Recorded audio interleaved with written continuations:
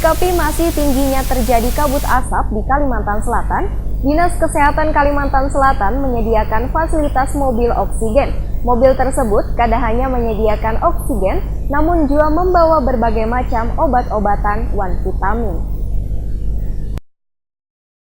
Menyikapi masih tingginya terjadi kabut asap di Kalimantan Selatan, Dinas Kesehatan Kalimantan Selatan menyediakan fasilitas mobil oksigen. Mobil oksigen tersebut bertugas untuk berkeliling di kawasan nan tinggi terdampak terkena kabut asap nan kaya di daerah Banjarbaru, Tanah Laut, Wandi, Banjarmasin. Sehingga jika di suatu wilayah ada nan terkena ispa atau sesak nafas akibat dampak kabut asap, maka warga bisa langsung ditangani oleh tim pelayanan kesehatan. Demikian dipadahkan Kepala Dinas Kesehatan Kalimantan Selatan Muslim, Wahid Takwani Prima TV tengah hari Jumat 25 Oktober 2019.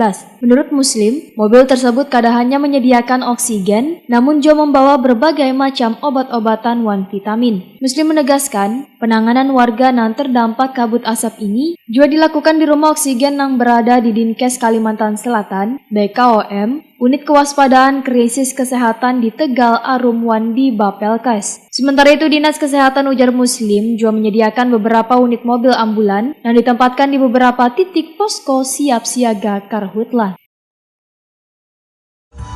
Ya, saya kurang persis tahu indikasi anunya. Sejak kapan larangannya, Pak? Kalau larangan kemarin sejak 2 minggu yang lalu nih sudah sampaikan edaran. Sudah ditarik berarti dari peredaran di Kalsel lah. Pak, terkait suhu panas ini adakah sudah laporan ada yang terkena serangan panas atau seperti apa Pak di Kalsel? Nah, kita selalu siaga itu. Dan alhamdulillah memang laporan-laporan yang meningkat itu belum ada ya.